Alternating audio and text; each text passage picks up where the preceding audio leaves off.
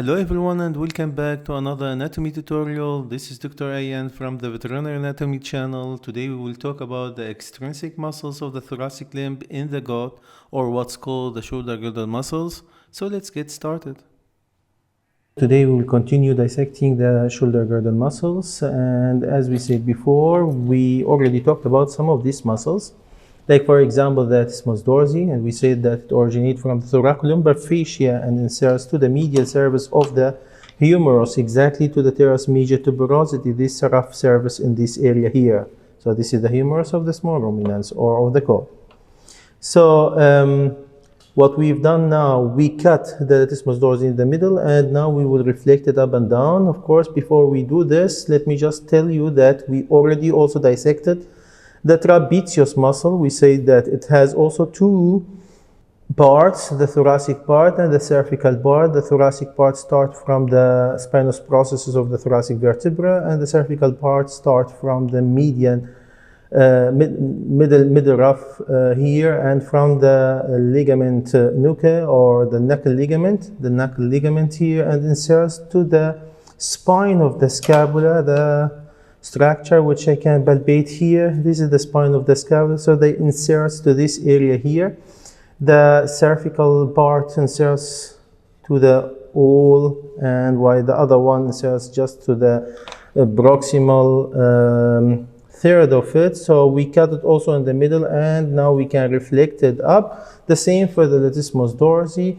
So we dissected it. Here we can see the branch, the nerve branches coming from the ventral branches of the spinal nerves. So to innervate, or for the innervation of the isthmus dorsi, we'll keep it to the side. Here is the rest of the isthmus dorsi. Now we can see some more muscles located just under the superficial muscles. Let's start with this one here. I hope it's clear in the view. This muscle called the rhomboideus muscle.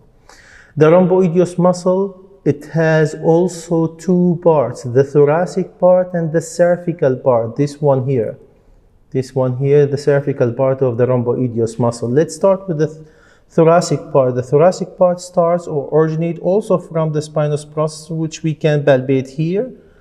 Okay, thoracic spinous processes here, and inserts to the medial surface of the dorsal border of the scapula, but to the medial side. So this is the scapula. Let's say this is here how the scapula exactly located.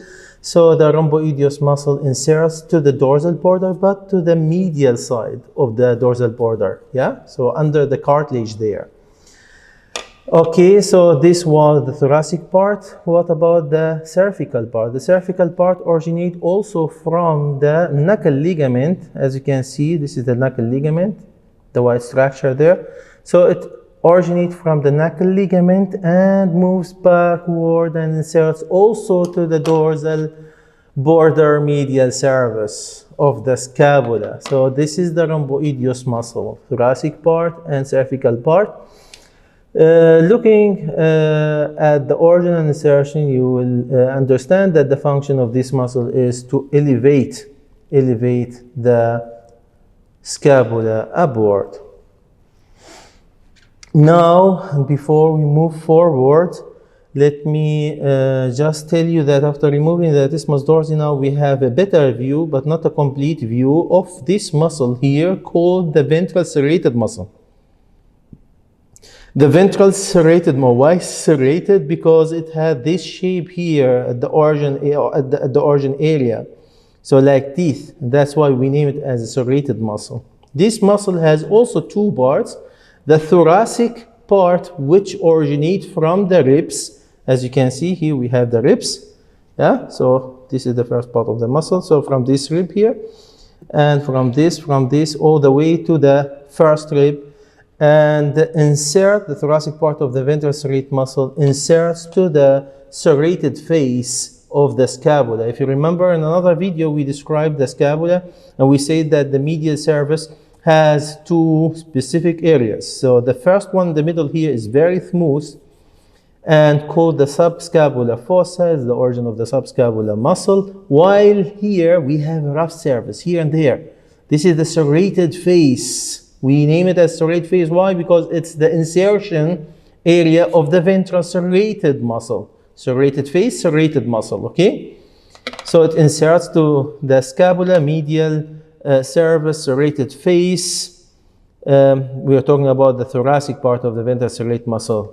Here we can also see that the thoracic part of the ventral serrate muscle is innervated by this nerve. Can you see the nerve? Can you see the branches going to the muscle?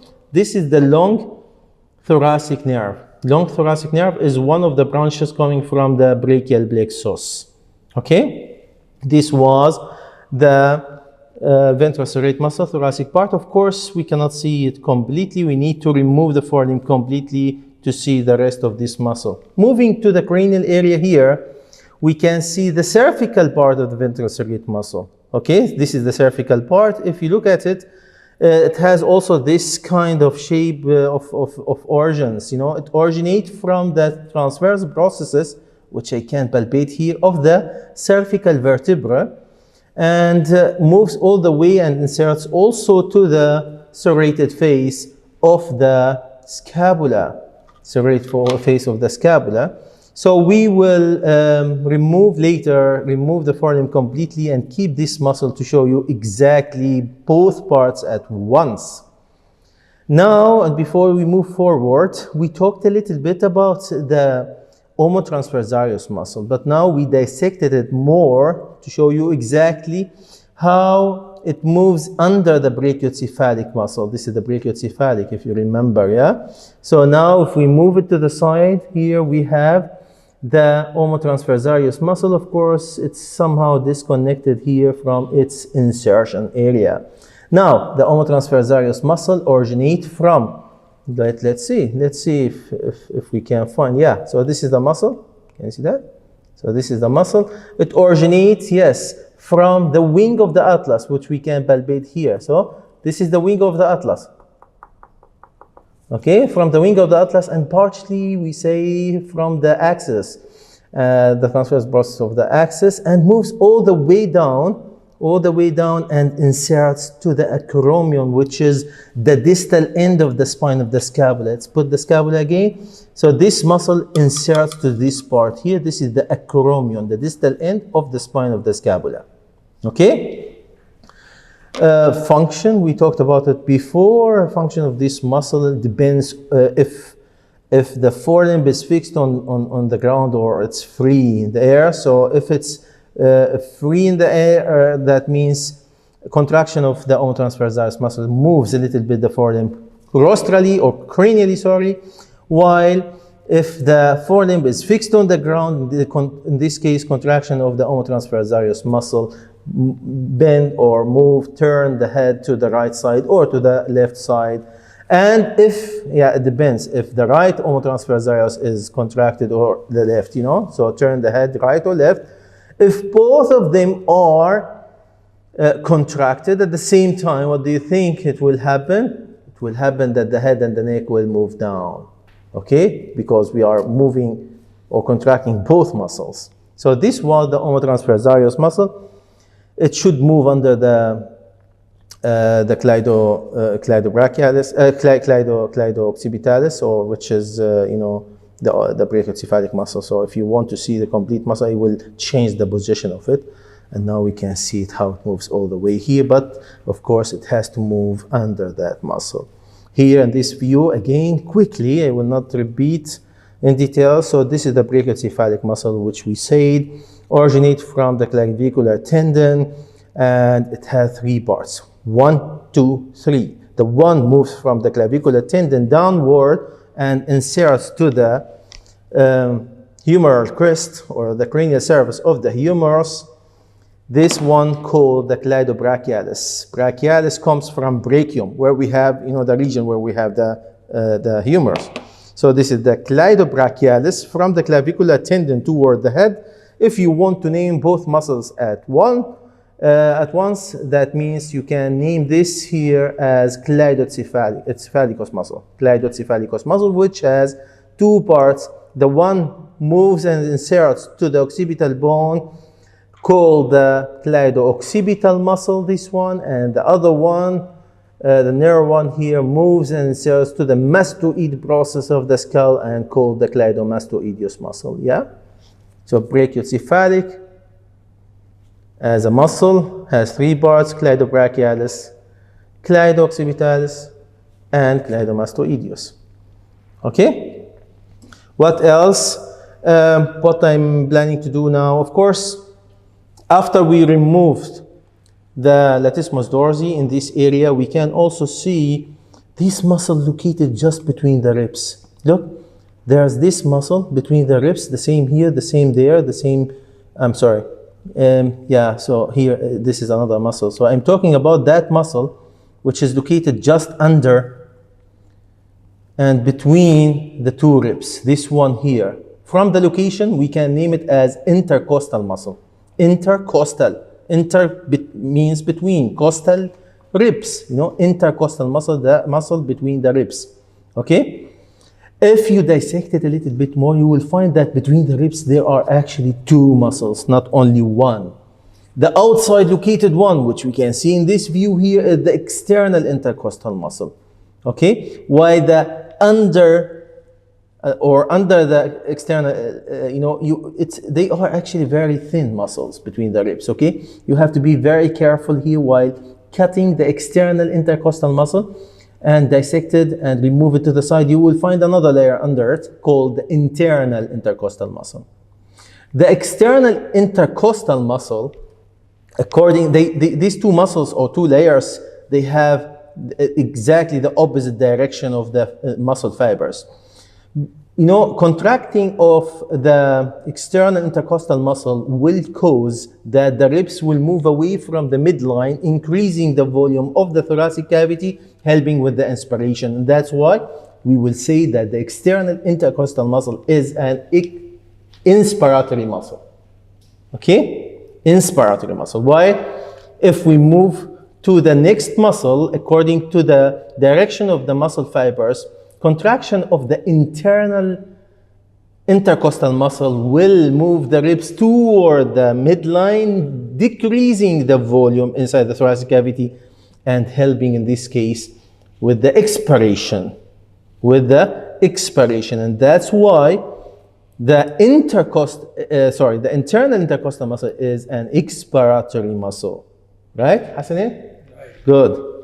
In this case, I will also work on them to show you the 2 layers. After that, I would like also to mention another muscle located in this area here. It has several small portions. Yeah, look at the muscle fibers direction. This one here, if you look at the shape, it has also like teeth forms, like this one here. And that's why we will name it also as a serrated muscle. Because we have one here, already mentioned, the serrate muscle, and there's another serrate muscle there. That's why actually we named this one as a ventral serrate muscle, and the more dorsal located muscle is the dorsal serrated muscle. So this is the dorsal serrated muscle. Before, yeah, I know that some of you, they say, that's wrong, doctor. So let me just tell you that we have another muscle with the same shape located just under the scapula in this area. I will show you later. And because we have these 2 serrated muscles, dorsally located serrate muscle, so we will say from now on that one under the scapula here, I will show you later, is the cranial dorsal serrate muscle, while this one here is the caudal dorsal serrate muscle. We will look at the cranial later, but here, according to the original insertion of this muscle here, contraction of this muscle will move the ribs toward the midline, toward the body. And this will decrease the volume of the thorax, pushing the air outside. That means this muscle, the caudal dorsal serrated muscle, is an expiratory muscle. From the last rib, I can see part of it here. From the last rib toward the transverse processes of the lumbar vertebra, here we have another muscle called the retractor costa. Retractor costa, you know what the meaning of retractor costa? Costa comes from the rib. Retractor, push or pull actually the rib that way. and contraction of this muscle will also pull or push the the last rib toward the midline, decreasing the volume of the thoracic cavity and helping with the expiration. That means the retractor costa is also another expiratory muscle. Okay, now in this view, again, we will talk about it once we move to the abdominal muscles. So I can see another muscle moving this direction. Can you see that? Starting from the ribs and moving all the way here toward the abdomen. This is the external oblique abdominal muscle. We will talk about it in details later. Originate from the ribs here and from another area and inserts to the linea alba and to some other insertion region. So for now, I will try firstly to talk about the pectoral muscles, and after that I will remove the forelimb completely so that we can go deeper and look and discuss, the other muscles located deeply. So, thank you for now and see you later.